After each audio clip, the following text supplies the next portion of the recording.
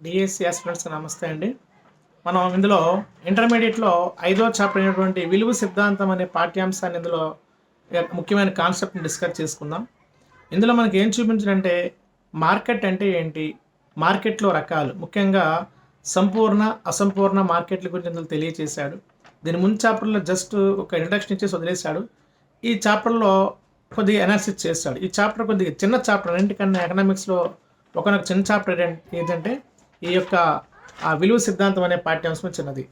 అయితే ఇందులో మనం ఏం చూడొచ్చంటే ఫస్ట్ మార్కెట్. మార్కెట్‌ని మనం ఏ పదాలతో పిలవచ్చు అంటే దీన్నే బజార్ అంటారు. దీన్నే విఫణి అంటారు. దీన్నే మండి అంటారు. మండి అన్నా, విఫణి అన్నా, బజార్ అన్నా, మార్కెట్ అన్నా ఒకటే. సాధారణంగా అర్థశాస్త్ర పరిభాషలో వస్తువులు, సేవలు ఏవైతే ఉంటాయో కొనుగోలు, అమ్మకాలు. వస్తువులు, సేవలు అనేవి ఎక్కడైతే కొనుగోలు, అమ్మకాలు జరుగుతాయో ఆ కొనుగోలు, అమ్మకాలు జరిగే నిర్ణీత ప్రదేశాన్నే మార్కెట్ అంటారు. సో కొనుగోలుదారులు, అమ్మకదారులు ఉండే నిర్ణీత ప్రదేశంలో ఏం జరుగుతాయి? వస్తువులు, సేవలు అమ్మకాలు జరుగుతాయి. అలాంటి ప్రదేశాన్ని మనం మార్కెట్ అని పిలుస్తాం ఇక్కడ.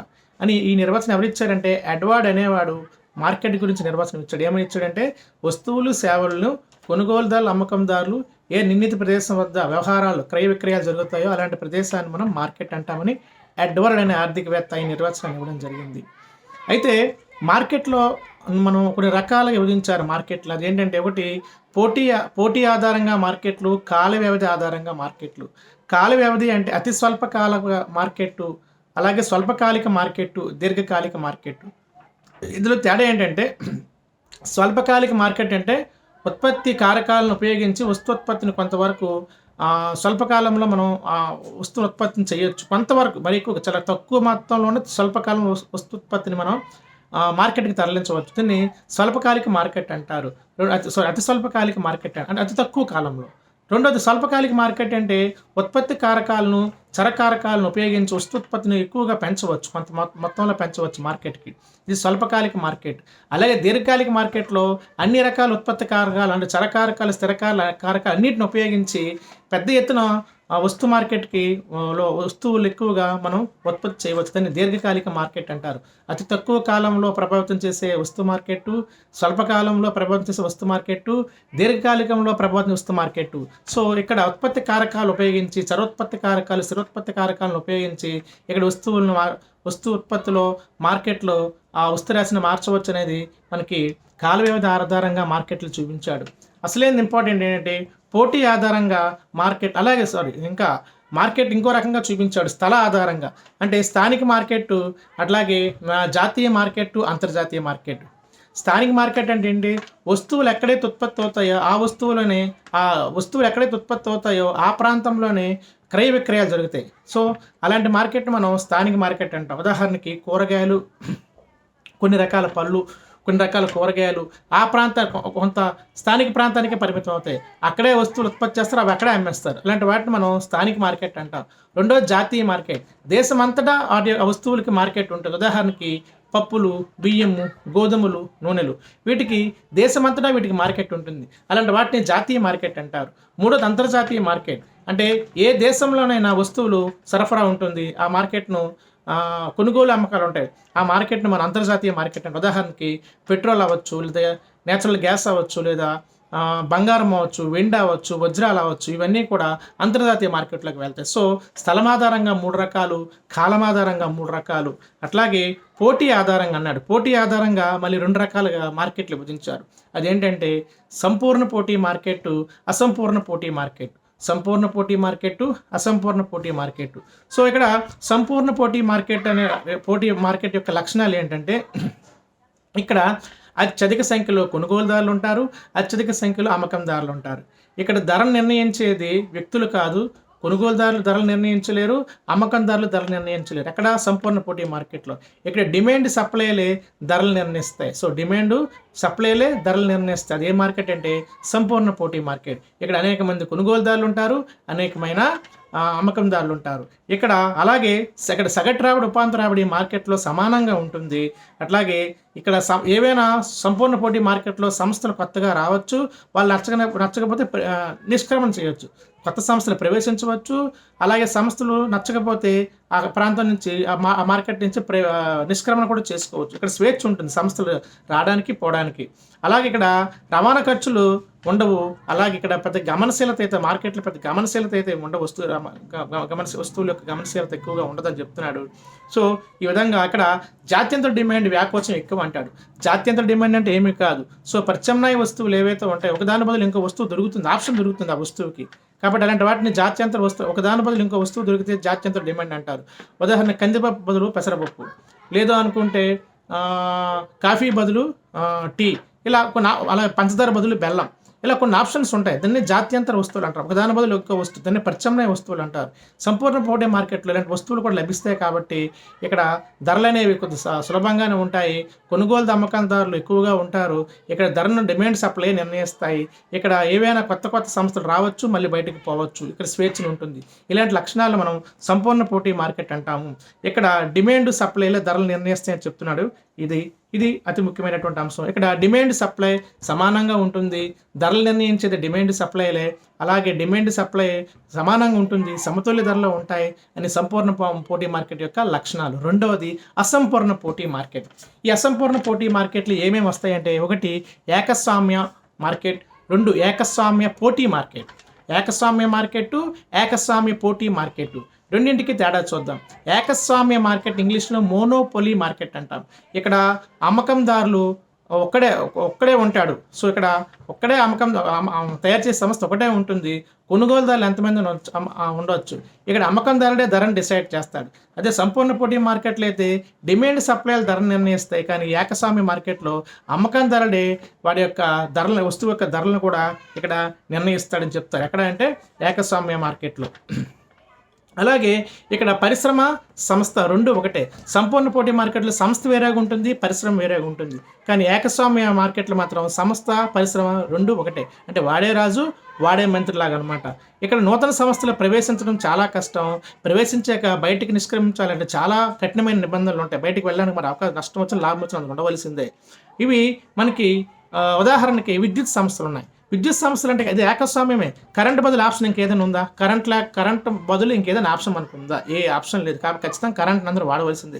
కాబట్టి సోలార్ పవర్ వాడినా, థర్మల్ పవర్ వాడినా, ఐడియల్ పవర్ వాడినా, ఎలా విండ్ పవర్ వాడినా, జియో థర్మల్ పవర్ వాడినా, ఏ పవర్ వాడినా పవర్ తప్పనిసరిగా మనకు కావాలి. కాబట్టి అది ఏకస్వామ్యం, దానికి ఆప్షన్ వేరే లేదు. కాబట్టి ఇది ఏకస్వామ్య మార్కెట్ ఉదాహరణ విద్యుత్ సంస్థలుగా మనం చెప్పుకోవచ్చు. అలాగే ఇక్కడ ఏకస్వామ్యంలో ధర విచక్షణ ఉంటుందన్నమాట. ధర విచక్షణ అంటే ఒక్కొక్క వ్యక్తికి లేదా ఒక్కొక్క సంస్థకి ఒక్కొక్క మార్కెట్ ఒక్కో ధరను వాడు ప్రకటించుకోవచ్చు. ఈ ధరల విచక్షణ మనం first degree, second degree, third degree అంటే 3 రకాల డిగ్రీల రూపంలో ధరలు, ఫస్ట్ డిగ్రీ ధర, రెండవ డిగ్రీ ధర, మూడవ డిగ్రీ అంటే ధరలను డిగ్రీ రూపంలో తెలియజేసిన వాడు ఎవడంటే ఏసీ పిగు అనే వ్యక్తి, తనకు సహాయం చేసిన స్టిగ్లర్.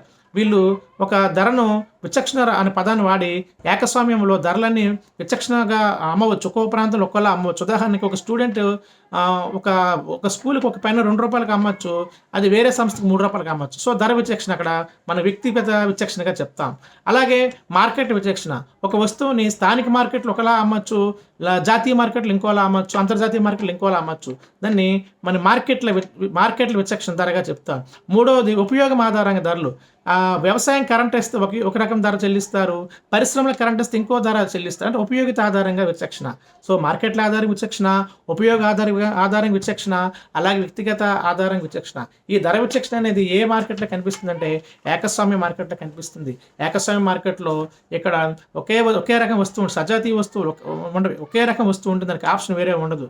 సో అదే సంపూర్ణ మార్కెట్లో సజాతీయ వస్తువులు ఉంటాయి. ఒకే రకం వస్తువు, అనేక రకం వస్తువులు కనిపిస్తాయి. కాబట్టి ప్రాబ్లం ఉండదు. అదే బియ్యం లేకపోతే గోధుమ లేకపోతే జొన్నలు లేకపోతే మొక్కజొన్న, అదంతా సంపూర్ణ పోటీ మార్కెట్లో. కానీ కరెంట్ లేకపోతే వేరే కరెంట్ ఎక్కడ దొరకదు, ఒకటే కరెంట్, దానికి ఆప్షన్ ఇంకేమీ లేదు. ఇది ఏకస్వామ్య మార్కెట్ యొక్క లక్షణాలు. రెండవది ఏకస్వామ్య పోటీ మార్కెట్ చూసుకున్నాం. అయితే ఏకస్వామ్య మార్కెట్లో బిలాస్ గుర్తుపెట్టుకోండి. ప్రముఖ ఆర్థికవేత్త బిలాస్ అనేవాడు అంటాడు, సమీప ప్రత్యామ్నాయ వస్తువులు ఉండని ఒకే ఒక అమ్మకదారుడు ఉంటే దాన్నే ఏకస్వామ్య మార్కెట్ అంటారు. సమీప ప్రత్యామ్నాయ వస్తువులు ఏమీ ఉండవు, అందులో ఒకే ఒక అమ్మకందారుడు ఉంటాడు. అలాంటి వ్యవస్థనే ఏకస్వామ్య మార్కెట్ అంటారని బిలాస్ చెప్పాడు. ఎవరండి? బిలాస్. అట్లాగే ఏకస్వామ్య పోటీ మార్కెట్ ఇంకో రకం. ఇవన్నీ అసంపూర్ణ పోటీ మార్కెట్లో రకాలు. ఏకస్వామ్య మార్కెట్, ఏకస్వామ్య పోటీ మార్కెట్. సో, ఏకస్వామ్య పోటీ మార్కెట్లు మళ్ళీ మనం వీటిని మరో డివిజన్ చేస్తే పరిమిత స్వామ్యం, ద్విధాధిపత్యం. ఏకస్వామ్య పోటీని ఇంకలా డివైడ్ చేస్తే పరిమిత స్వామ్య మార్కెట్, ద్విధాధిపత్య మార్కెట్ అని 2 రకాలుగా ఏకస్వామ్య పోటీని వర్గీకరించవచ్చు. ఏకస్వామ్య పోటీలో వర్గీకరణ 2 రకాలు. ఇది పరిమిత స్వామ్య మార్కెట్, దీన్నే మనం ఓలిగోపోలి అంటారు, ఓలిగోపోలి. అట్లాగే ద్విధాధిపత్యం ఓలిగోపోలి, డ్యూపోలి. ఈ ద్విధాధిపత్యము, పరిమిత స్వామి ఈ 2 దేంట్లో భాగాలంటే ఏకస్వామ్య పోటీల మార్కెట్. ఏకస్వామ్య మార్కెట్ వేరు, ఏకస్వామ్య పోటీ మార్కెట్ వేరు. సో, ఏకస్వామ్య పోటీ మార్కెట్ పోలిస్తే ఇది సంపూర్ణ పోటీ మార్కెట్ లక్షణాలు కొంతవరకు కలిగి ఉంటుంది. అంటే ఏకస్వామ్య మార్కెట్ లక్షణాలు, సంపూర్ణ పోటీ మార్కెట్ లక్షణాలు 2 కలుపుకుంటే దాన్ని ఏకస్వామ్య పోటీ మార్కెట్ లక్షణాలు అంటారు. దీన్ని ఈహెచ్ చాంబర్లిన్ అనే వ్యక్తి దీనికోసం, అలాగే జోన్ రాబిన్సన్ అనే వ్యక్తులిద్దరూ ఈ ఏకస్వామ్య పోటీ మార్కెట్ కోసం నిర్వచనాలు వివరించారు.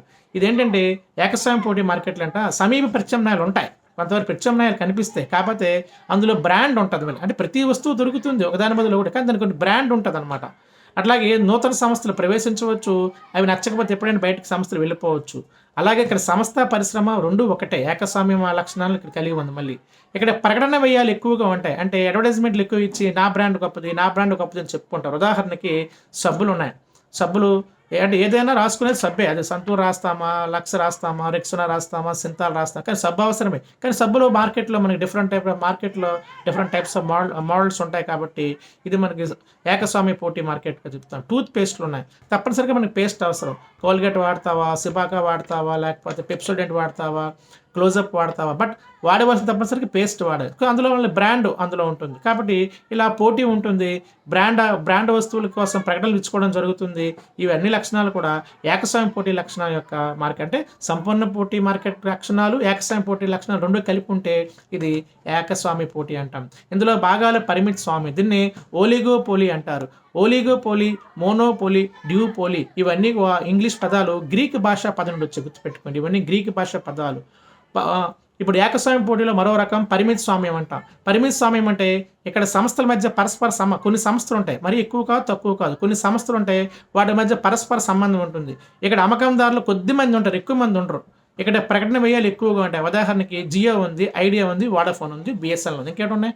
BSNL, Idea, Jio, Vodafone, Airtel. మహా అయితే దేశం మొత్తం మీద 140-150 కోట్లకి 5 మొబైల్ కంపెనీలు ఉన్నాయి. అంటే పరిమిత స్వామ్యం అనమాట. సో, వాళ్ళ మధ్య వాళ్ళకి పోటీ ఉండొచ్చు. సో, అందుకు ప్రకటనలు ఎక్కువ చేస్తారు. ఇలా కొద్దిమంది అమ్మకందారులు ఉండే ఈ మార్కెట్ని మనం ఏమంటామంటే పరిమిత స్వామ్య మార్కెట్ అంటాం. తర్వాత ద్విధాధిపత్య మార్కెట్. ద్విధాధిపత్యాన్ని ఇంగ్లీష్లో డ్యూపోలి అంటారు. డ్యూపోలి కూడా ఆంగ్ల పదం, గ్రీక్ పదం నుంచి వచ్చింది. డ్యూ అనగా ఇద్దరు, పోలి అంటే అమ్మకందారులు. మోనో అంటే ఒకడు, పోలి అంటే అమ్మకందారుడు. ఓలిగోపోలి పరిమిత స్వామ్యాన్ని ఇంగ్లీష్లో ఓలిగోపోలి అంటాం. ఓలిగో అంటే కొంతమంది, అలాగే ఓలిగో అంటే కొంతమంది, పోలి అంటే ఇక్కడ అమ్మకందారులు. అలాగే ద్విధాధిపత్యం ఇంగ్లీష్లో డ్యూపోలి అంటారు. డ్యూ అంటే ఇద్దరు, పోలి అంటే అమ్మకందారులు. ఇవన్నీ గ్రీక్ పదాలే. సో, ఇక్కడ ద్విధాధిపత్యంలో ఇద్దరు మాత్రం అమ్మకందారులు ఉంటారు, అనేక మంది కొనుగోలుదారులు ఉంటారు. సో, వీళ్ళు అందుకు ఏం చేస్తారంటే వీళ్ళిద్దరు ఒక్కోసారి సిండికేట్ అవుతారనమాట. సిండికేట్ అంటే అర్థం ఏంటంటే కార్టెల్, అంటే ఒకే ధర అనుకొని అమ్ముకుంటారు అనమాట. నువ్వు ఉన్నాం కాబట్టి మళ్ళా మధ్య పోటీ ఎందుకు, నేను ఒకే ధరకు అమ్ముకుందాం అంటారనమాట. సో, దీన్నే సూక్ష్మ రూపంలో ఉండే పరిమిత స్వామ్యం అని పిలుస్తారు ద్విధాధిపత్యాన్ని. సో, అలాగే ఏకస్వామ్య పోటీల లక్షణాలు ఏవి అంటే పరిమిత స్వామ్యం ఏకస్వామ్య పోటీలో భాగమే, ద్విధాధిపత్యం ఏకస్వామ్య పోటీలో భాగమే. పరిమిత స్వామ్యంలో కొంతమంది అమ్మకందారులు ఉంటారు, ఏకస్వామ్యంలో ఒకడే అమ్మకందారుడు ఉంటాడు, ద్విధాధిపత్యంలో 2 అమ్మకందారులు మాత్రం ఉంటారు, సంపూర్ణ పోటీలో అనేక మంది అమ్మకందారులు, అనేక మంది కొనుగోలుదారులు ఉంటారు. సో, ఈ మార్కెట్ లక్షణాలు అన్నీ కూడా మనకి చిన్న పాఠ్యాంశమే ఎకనామిక్స్లో ఇచ్చాడండి. దీన్ని మనము విలువల సిద్ధాంతం అని కూడా పిలవడం జరుగుతుంది. సో, ఇంతవరకు మనము సుమారు 5 చాప్టర్ల వరకు మనం ఎకనామిక్స్ను డిస్కస్ చేసుకున్నాం. సో, నెక్స్ట్ టాపిక్లో మళ్ళీ మనం ఇంకో టాపిక్తో కలుద్దాం.